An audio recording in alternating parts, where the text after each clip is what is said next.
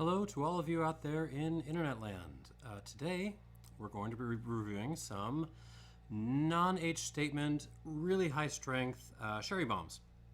And we're not doing the ones from Aberlour or Glenfarclas or Glendronach or, those other sort of bigger names. We're doing Tamdhu and we're doing Highland Park. This is the Tamdhu Batch Strength, release number 4, circa 2019 or so. This is the Highland Park Cask Strength, release number 2, circa 2021. And I realized sort of like in the minutes that just before I hit the film button that the additional theme for this is that these are sort of alternatives to Macallan, put it that way, or alternatives to the mistakes that the Edrington group have been making. Let me put it that way. Well, first of all, I have decided to leave these in their display boxes for the moment because, let's start with the Tamdhu, because look at this thing. Look at this is like a Baijiu box. This is, it's only cardboard, but this is very, very stately. A little bit too much, if I'm honest, but it kind of makes me laugh too. So,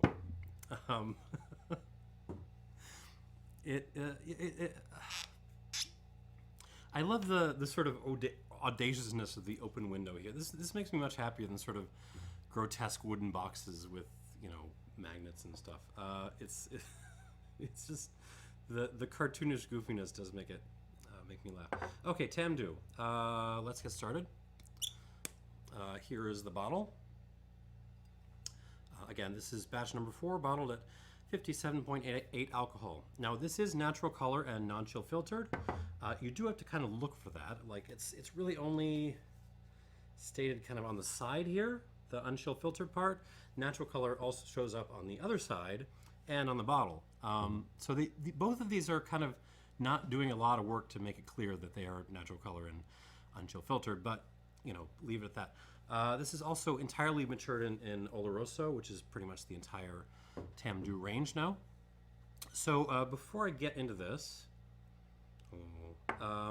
I should give you a little history on how I kind of came to realize that Tamdhu might be worth paying attention to. Because of these two, Highland Park. I mean, imagine if you're deep enough into this that you're watching this channel, Highland Park. But Tamdhu might be a little new to you. So here's a little story from my perspective. So a decade ago, probably more than that, maybe, 12, 13 years, I was reading Serge Valentine's Whiskey Fun site, which is still as much of an HTML nightmare as it is now.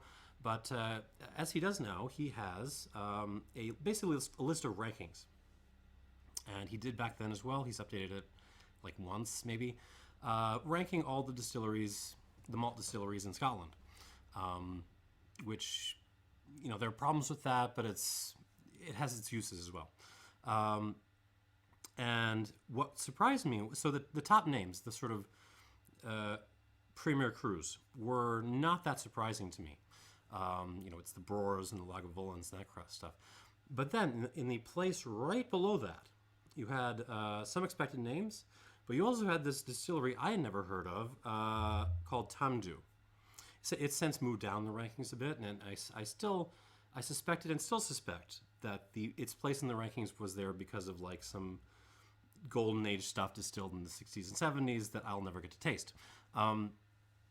But still, it's sort of planted in my mind something might be going on here at Tamdhu. So I went out and bought the 10-year-old that was available at the time. It was not very good, and so I, when there were independent bottlings around, I tried to grab some, and they were by and large very, very good. But I still never understood why would you favor this stuff over so many other sherry-driven Speysiders, right? I mean, this is right next door to Knockando. It's in the same village. So, why wouldn't you prefer just smothering Knockando in sherry instead? I did eventually figure it out, and I did it by weirdly enough, I was able to taste a a bourbon barrel bottle, matured Tamdhu from like the late 80s. So it was very old, but it was basically a dead cask. And that helped me figure it out. Because, so to know why Tamdhu is interesting, you have to sort of accept the premise that the distillate underneath the sherry cask actually matters. I mean, that's a premise that I don't know how many people would actually accept beyond, like saying, okay, sure, if there's a lot of peat there or something like that, maybe that could make a difference.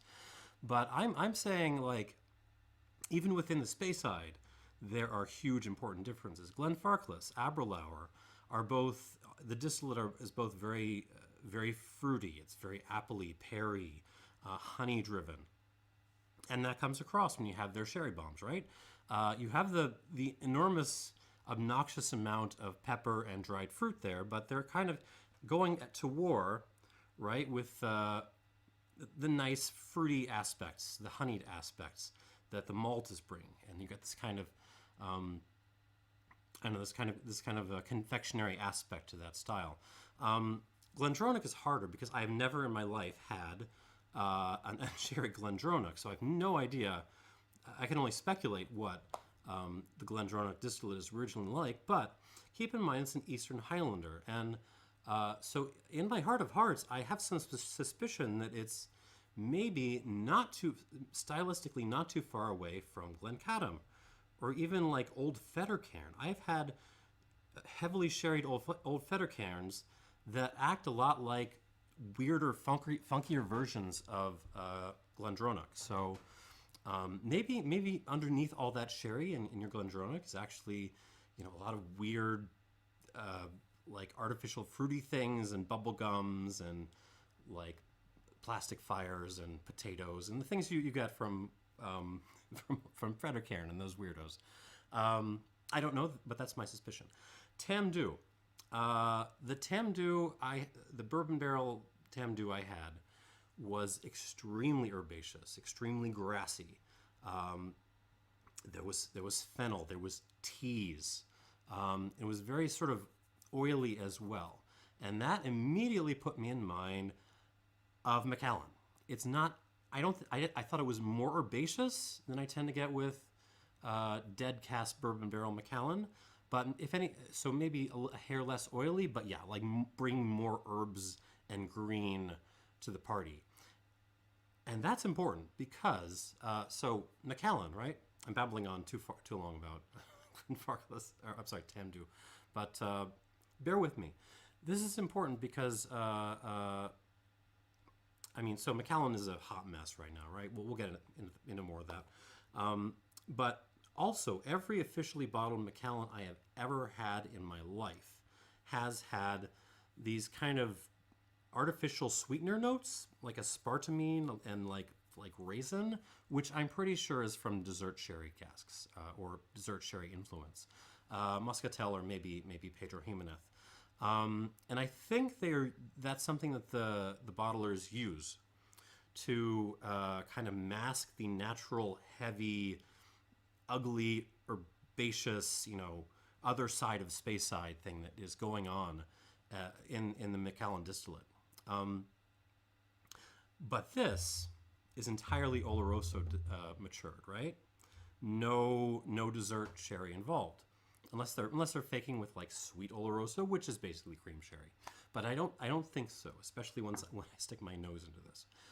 So that is why this is important. This stuff is important. You're getting, and if anything, more green, more herbaceous Speyside underneath the sherry than you are getting with Macallan. And that means this can age for a long time, and it means, and get better and better as the tertiary notes start to get more interesting. And that means, like, especially when aged in, a drier style of sherry, it is going to be very, very, very, very savory. And that's why Tamdhu is interesting. I mean, you come to this expecting the kind of nice dried fruit, cough medicine-y thing you get from Aberlour Abunah, for example, and you are going to be in for a shock. Oh my God. It is so savory. It is. There is fruit here. There's a little bit of fruit here, but it is so turned down, and this so strongly emphasizes just the black pepper, the old leather, the beef bouillon. I mean, so my wife and I have been addicted to this better than bouillon stuff, which is basically this concentrate in a bowl. You spoon it out and put it into hot water. It works a lot better than the cubes I've used. This basically smells like that. It smells like like that, and the pepper, and like there's absolutely some grassiness in this.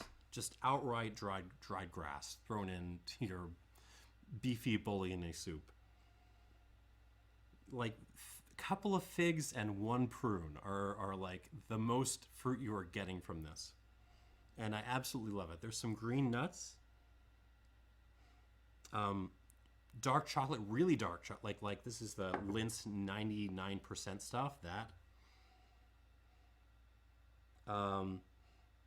just some minerality, rocks. It smells like rocks. Espresso, Italian espresso, like really dark roast, nutty espresso. Tea, Russian caravan tea. So you're getting a mix of a little lapsang, a little oolong in there. There's a little floral hint in there, but it's more like a rosewater thing than it is like actual flowers. Maybe like a milk stout kind of thing in there. Yeah, I can go with that. Like milk stout. Maybe they threw some oatmeal in the mash for fun. It is not sweet. It is not fruity. It is very dense and very, very, very dark. Darth Vader would love this. On the palate,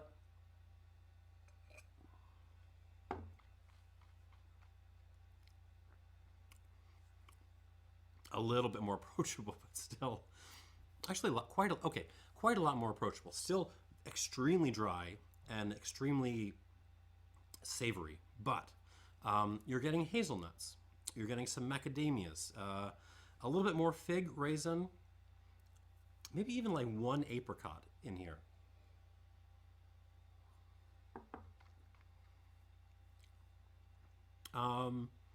The beef bouillon note is in the house. There is a honey note on this too, but it's more like honeydew honey. It's the very, very bitter kind of forest honey. English breakfast tea, espresso, black pepper. Did I mention it? Lots of black pepper. There's a kind of stout beer thing again, but it's more like Russian Imperial Stout this time. This is Old Rasputin in the house. Some like coal ash going on, like so you just like a locomotive went by and you just kind of ate some of the ash.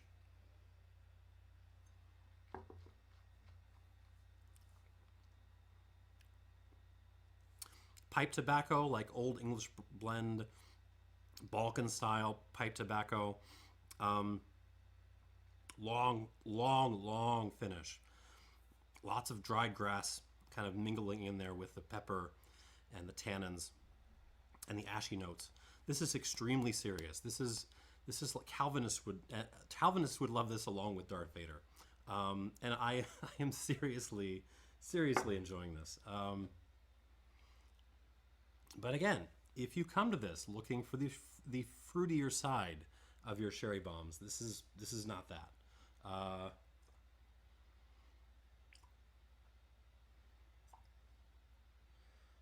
Yeah, let's give it 5. I'll come back to it. Oh, did I mention Tamdhu? Previously owned by the Edrington Group, who also own Macallan and Highland Park. They did sell it off to Ian McLeod back in about 10 years ago, I think. It was, so they closed it so it was totally shuttered in like 2010. And I think Ian McLeod reopened it in like 12 or 13. So I am guessing this is mostly that newer stock with maybe a little bit of older stock blended in, but I don't really know. All right, moving on to another, a current Edrington entry, Highland Park, Cask Strength, release number 2. Okay, I'm going to put the box box down. Here's what the bottle looks like. It is the new Highland Park design, which is a little busy for my taste, but you know, I'm not offended. Now this, be warned, this is bottled with a little bit of strength behind it. This is 63.9% alcohol. And part of that is just because Highland Park barrels at a higher strength than most other distilleries in Scotland. So there's just more alcohol in the barrel to start with. All right, this is 63.9% alcohol. And again, they're doing their best to hide it from you, but this is natural color.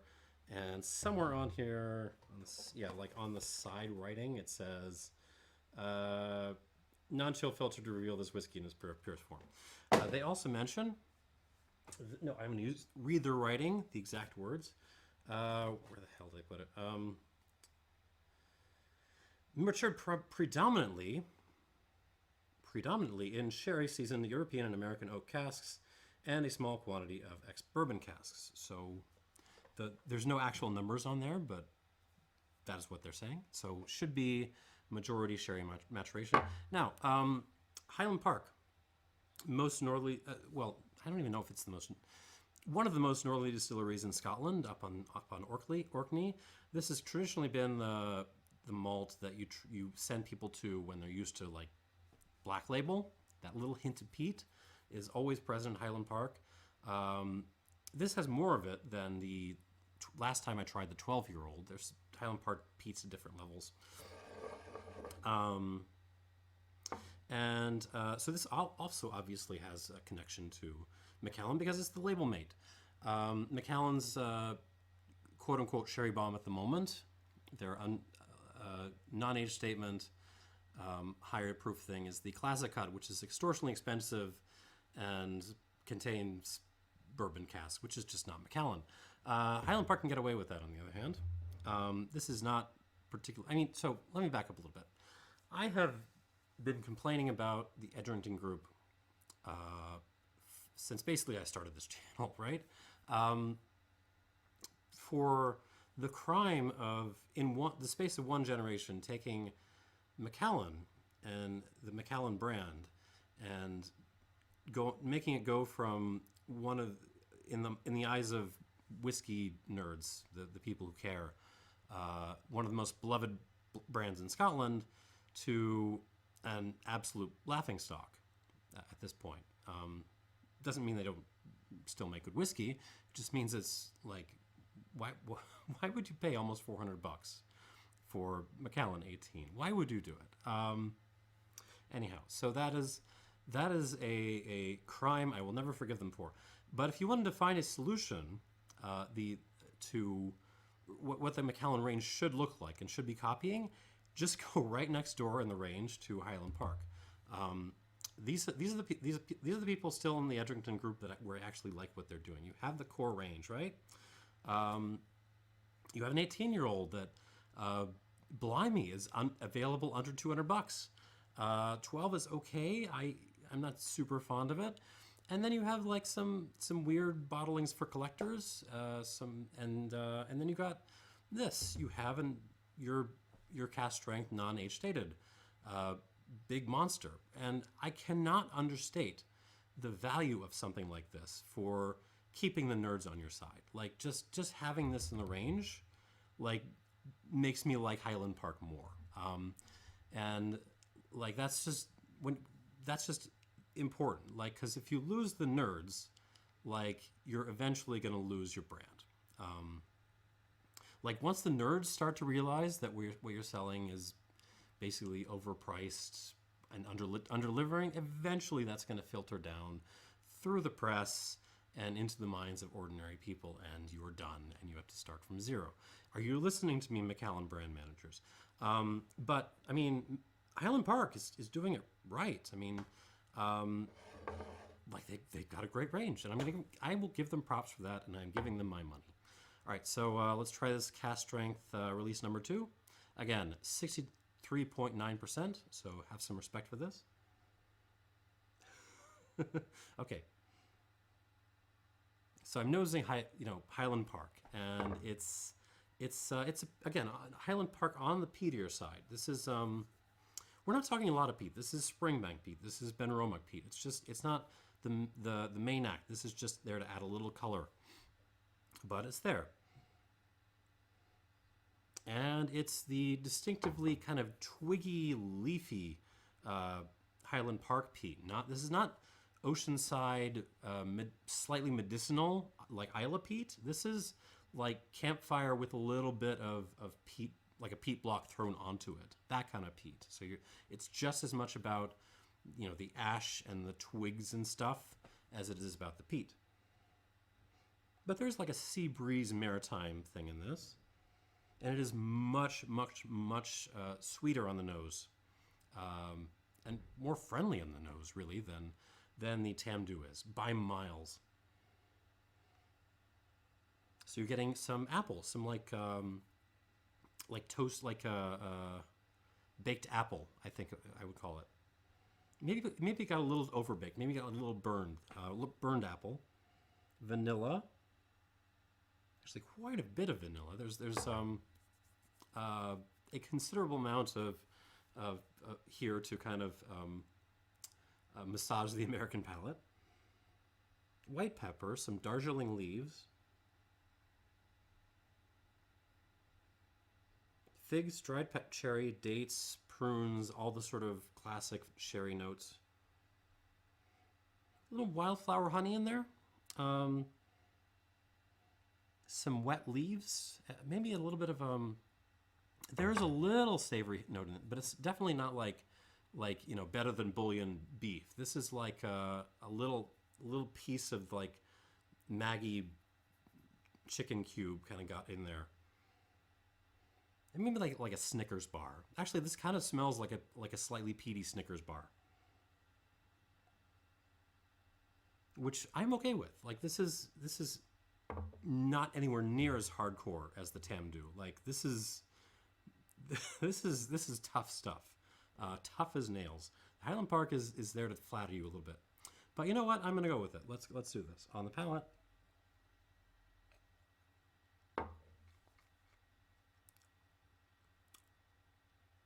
Oh dang, that's good. It's just got lots of balance on it. I mean, it's very nippy right now, but the balance is there. So I'm getting lots of vanilla. Lots of that twiggy, kind of muddy, leafy peat thing. Sea salt, a little basil in there, like fresh basil. But then the malty, desserty notes kind of roll in a little. The Snickers, malted milk balls. Some sherry notes, black pepper, prunes, raisins. Salted toffee. Darjeeling Darjeeling tea. A little bit nutty, a little bit of like a burned hazelnut thing. It is nippy, but it is also just kind of delicious.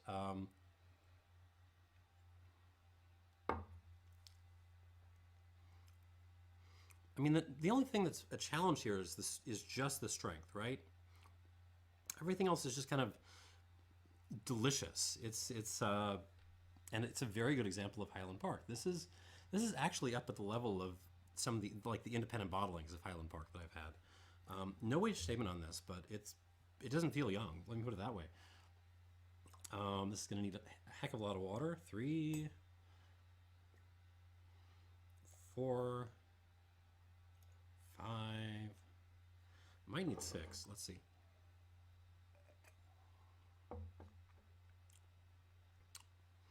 5.5. And I will leave it at that because 6 is kind of worrying me.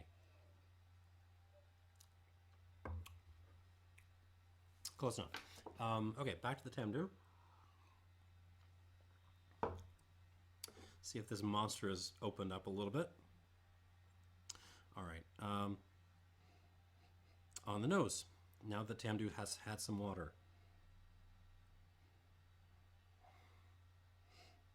Okay, it's still very herbaceous and grassy and savory and just driven by the beef bouillon kind of note. But with water, the fruit does come out a little bit more. I'm getting Actually, quite a lot of orange. There's some orange peel in this now. Dried fruit, a little Turkish coffee now. Green nuts. So the cracks in the seriousness start to come a little bit once you put some water in this, but it's still just. I mean, if you want to know what Macallan might taste like if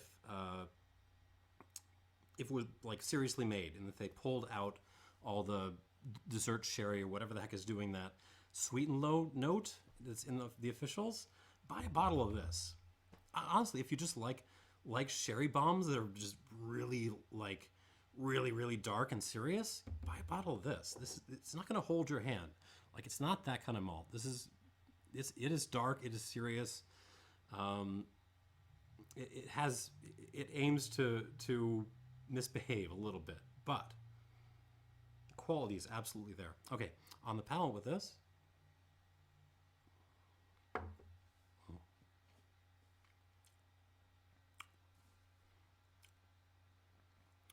Perfection. Perfection. The only complaint I could possibly have about this is that the tertiary notes, the weird kind of, like mushroomy things, the weirder fruits that start to show up with older sherry casks, they aren't here yet, because this is still quite young. But this is terrific.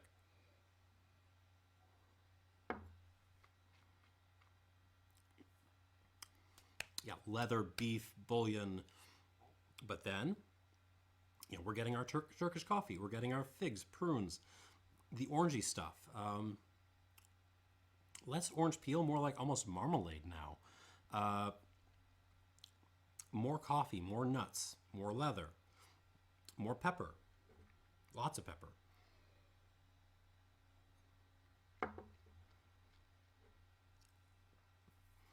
And that kind of herbaceous note.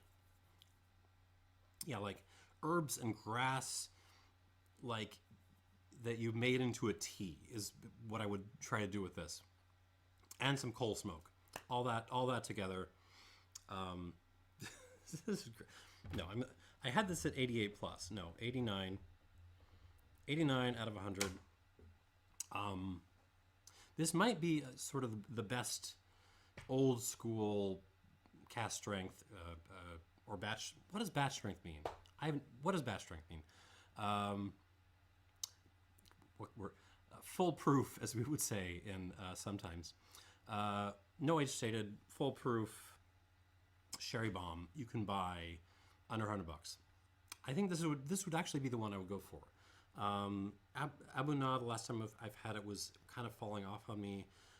I love Glenfarclas 105, but yeah, this one just outclasses it. It just outclasses it.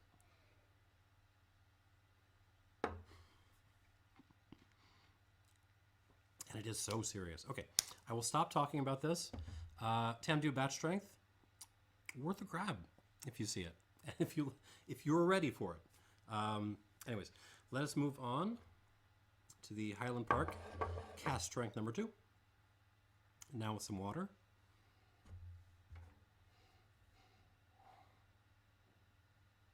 Not as much development as on the Tamdhu. This smells mostly the same. There is a little bit of like a mustard seed going on now. Like a little bit of like your old, Hungarian mother's, grandmother's spice cabinet kind of opened up, and you're kind of smelling it. A little bit of like mustard seeds, maybe a hint of paprika, that kind of thing. Otherwise, mostly the same. Twiggy peat, malt, like, all that stuff. The desserty elements. But especially beside the Tamdhu with water, like you can see, it's just not quite. It's really good. It's not quite at that same level of complexity. All right, let's try this on the palate.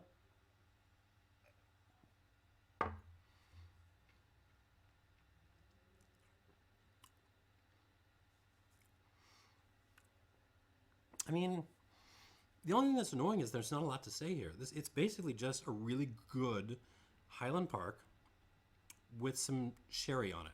So, take your favorite Highland Park, whatever, I don't know, bourbon barrel matured, independent bottling you happen to like.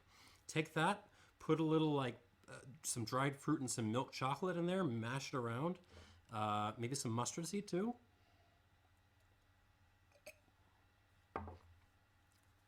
And you basically got this. That's all it is. It's a really good sherried Highland Park. And I like it all. I will give this 88 points out of 100. It is not my favorite between these two, but honestly, I could see it being other people's favorite. The only thing you have to worry about with this is it is very, very nippy at proof. But beyond that, it's a big puppy dog. This stuff is ready to play. Tamdhu, I've already warned you and talked at length about why this is special and important. Keep an eye on this brand because, again, they're just kind of restarting, right? They've had less than a decade to kind of get things back up and going again after the Edgerton years and the shutdown. So, they are not even up to full speed yet, and I'm already quite impressed by this. But that's all I'm going to say with this. I'm going to stop babbling, and thank you for watching. Don't buy Macallan. Buy these instead. And cheers.